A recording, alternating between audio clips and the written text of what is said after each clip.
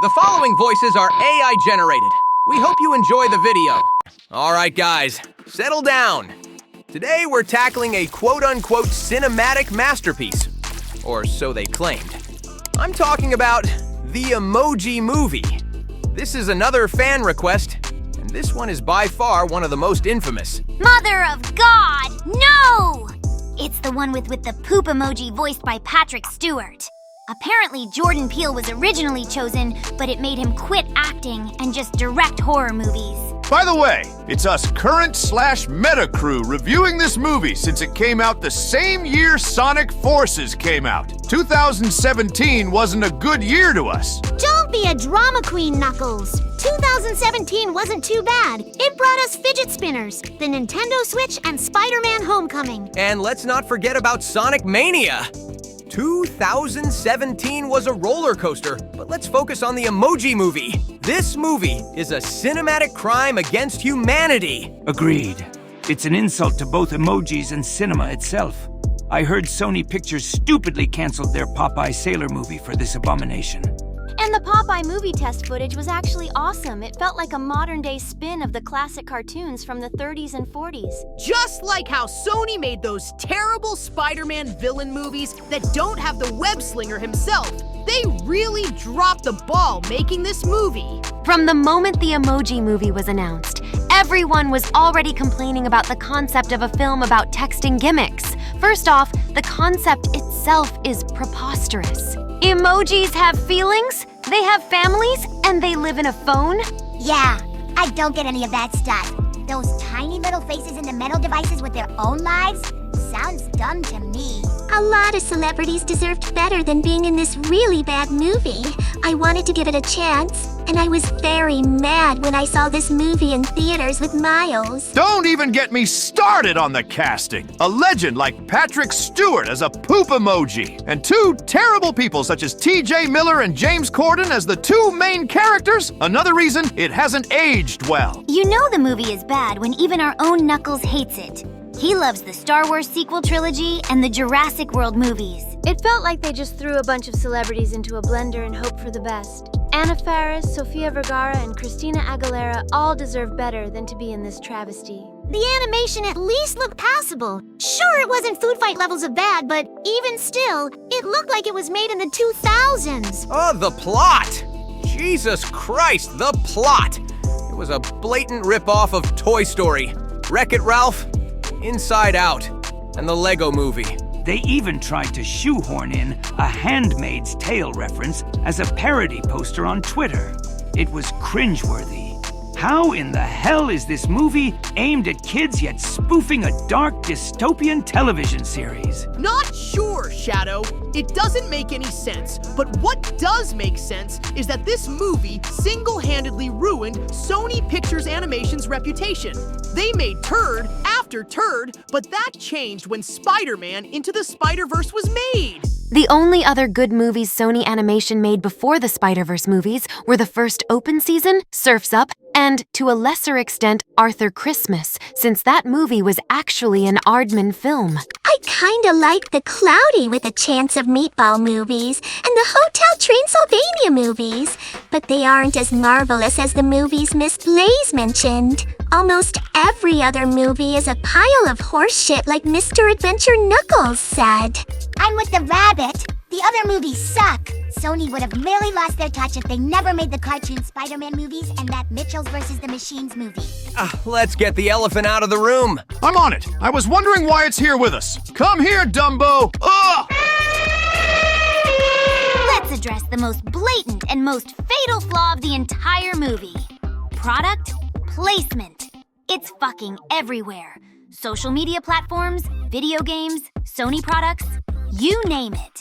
It's bad enough that the emojis themselves are the product placement since they're what you use on your phone, but there were 2 scenes dedicated to Candy Crush and Just Dance. Not just in the background, but they were literally used to further the plot. That's when you know how dumb and greedy Sony is with their awful movies. They beg you to buy their products, but it makes us want to watch better movies like the ones the Blue Hedgehog mentioned that they ripped off. They ripped off Inside Out for the characters being a part of a human child's life, Wreck-It Ralph for the technology and transporting to games, Toy Story for the emojis pretending to be what they're supposed to be, and the Lego Movie for having a hacker emoji named Jailbreak being a cheap, wild-style clone.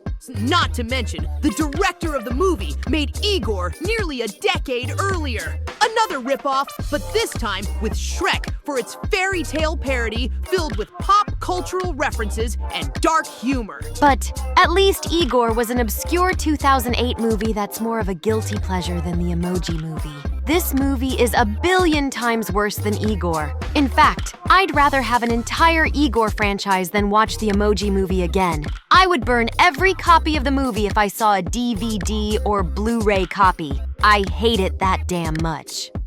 What the fiery putty cat said. I would be more than happy to go back to the jungle and have no food or water, no indoor plumbing or even cleaning supplies for weeks than to watch this piece of shit again. I would only watch it again if Mama forced me to watch it if I were grounded. But on my own terms. Hell no! Everyone in this video hates this movie. I wonder if the 4Kids crew and Adventure Era crew saw the movie. Hell, I bet my twin from the multiverse saw it. I wouldn't be surprised if they all hate it too.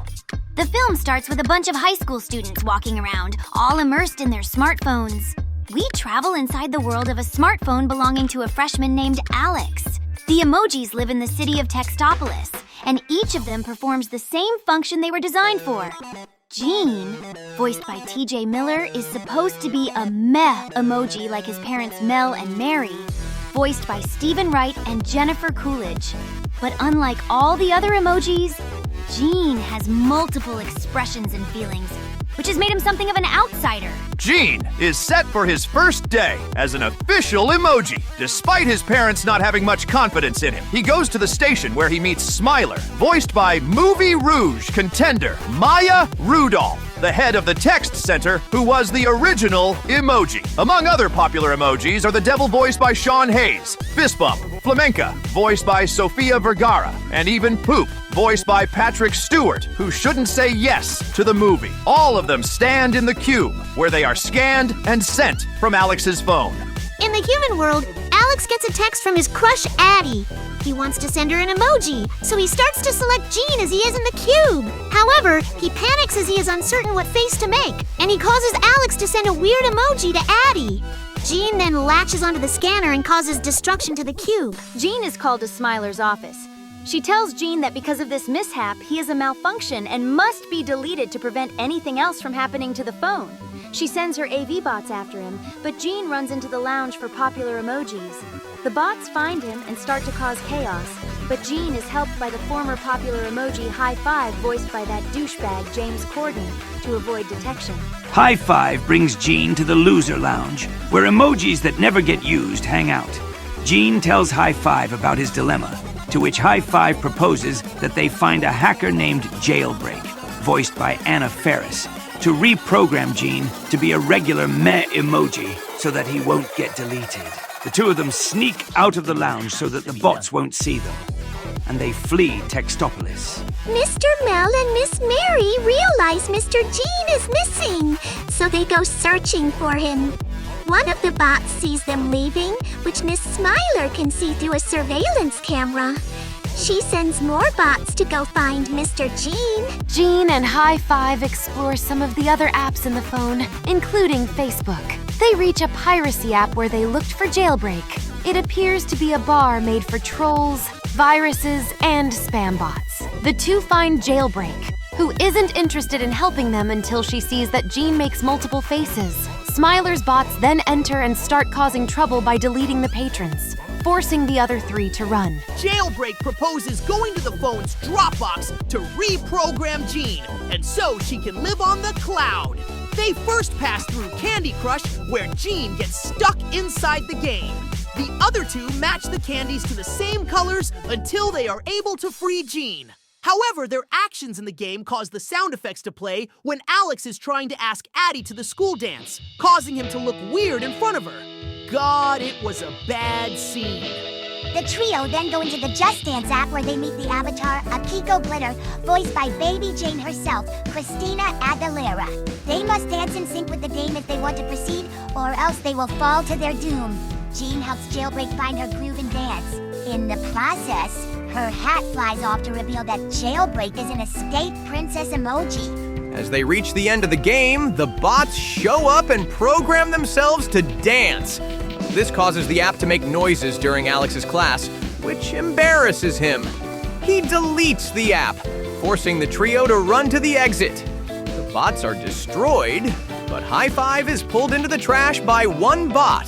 Gene and Jailbreak are close to the Dropbox, but Gene wants to go to the trash to save High Five, and he convinces Jailbreak to help him. They use music streams from Spotify to head to the dump faster. During this time, Jailbreak tells Gene she likes him the way he is. As he had enough of his phone's screw-ups, Alex sets an appointment for the next day to have his phone wiped clean. The top emojis catch wind of this news, and Smiler sends an upgraded bot to go after Gene. High Five felt bad for being in the trash with the rest of the deleted characters. He finds an email that Alex meant to send to Addie proclaiming his feelings for her, which included his use of High Five, but Alex never sent it. Gene then comes down on a rope to save High Five and pull him out. Mel and Mary have an argument, or about as well as two men can argue, about why Gene is the way he is. They separate but later find each other in Alex's Paris trip photo album on Instagram. Mel admits that he also has multiple expressions and feels responsible for how Gene is. He reconciles with Mary, and they continue to head out to find their son. On their way to the Dropbox, the trio are found by the upgraded bot. They manage to lose it, and they hit the firewall that blocks the Dropbox. They try to find out the password, but Gene keeps getting burned with each wrong answer. High Five mentions the email to Addie, revealing that her name is Alex's password. The trio enter the Dropbox, but before Gene can be reprogrammed, he realizes he has feelings for Jailbreak and tries expressing it to her. She likes him too, but doesn't want to abandon her plan to live on the cloud, since she felt like a stereotype being a princess emoji. Heartbroken, Gene voluntarily takes on the meth face and heads back home, but is promptly captured by the upgraded bot. High Five runs to tell Jailbreak. She uses her princess powers to whistle and summon a Twitter bird to take them back to Textopolis. Gene is brought back to the tech center just as Alex makes it to his appointment. Smiler prepares to have Gene deleted, but Mel and Mary rush in to stop her. Mel reveals his many faces, which makes Smiler throw him in to get deleted as well. High Five and Jailbreak burst through the ceiling and fight the upgraded bot. Jailbreak shuts it off, and the bot falls on top of Smiler. Unfortunately, Alex's phone is plugged in, and everything on the phone starts to get wiped. Gene enters the cube as Jailbreak scans him. With his multiple expressions, Gene gets Alex's attention, as all the faces represent how Alex feels about Addie. Alex sends Addie the text, and she likes it. She tells Alex she'll go to the dance with him. Alex unplugs his phone, and the emojis are safe. The emojis all see Mr. Gene as a hero. He becomes the first multi-faced emoji, while Mr. High Five is popular once again, and Miss Jailbreak resumes her role as a princess. The emojis then all have a dance party, and the movie mercifully ends. And thank God, too! During the closing credits, Miss Smiler has been sent to the loser lounge and must now wear dental headgear after the bot fell on her. The only good thing about the movie is when it's finally finished. It's unbelievable the movie was greenlit and that Sony Animation made into the Spider-Verse the very next year. A complete 180 in quality, but not everything was all goody-goody. Compared to many other animation studios, Sony Animation sure has a bad track record in quality control. I just hope Sony learned their lesson not to make any more stinkers. If they continue, they're gonna end up like Disney being creatively bankrupt. That's what the 4Kids crew said.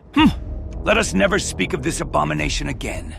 Amen to that! Before we wrap up the video, both 4Kids Sonic and Amy are getting married. And Tails and Cream from the Adventure era are getting married as well. We got 2 weddings coming up soon, but we don't know when they'll happen. Either the spring or summer. My 4Kids counterpart told me yesterday that she'll not only be the maid of honor for her Amy, but also Adventure era Cream as well. My 4Kids counterpart will be the wedding planner for both weddings together too. We can't afford 2 separate matrimonies. And of course, 4Kids Silver will officiate the wedding again. My adventure counterpart told me to be the flower girl and 4Kids Charmy as the DJ of the party after. That makes the rest of us the regular guests, right?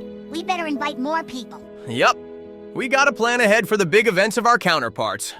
Much like how Adventure Amy was pregnant, weddings will be our next big priority this year. There you have it, ladies and gentlemen. We reviewed a steaming pile of shit, but we managed to cheer ourselves up with an amazing announcement. We'll think about what us current Sonic crew will do next since we're still very busy being in the games. Whenever we're taking a break, we'll be ready to join in the reviews, skits, and gameplays. Be sure to like, comment, subscribe, and share. Don't forget to click on the bell so you won't miss new videos. There will be plenty of them on the way, and check out the rest of our videos as well. And spread the word. Follow us on Instagram. And for those of you not from the United States of America, follow us on TikTok if the page is still working. Stick around and stay tuned for more new videos. Who can say it this time? I should, since I haven't said it at all yet. We'll see you later. Peace out and rock on. This has been Juan CL Productions. The end.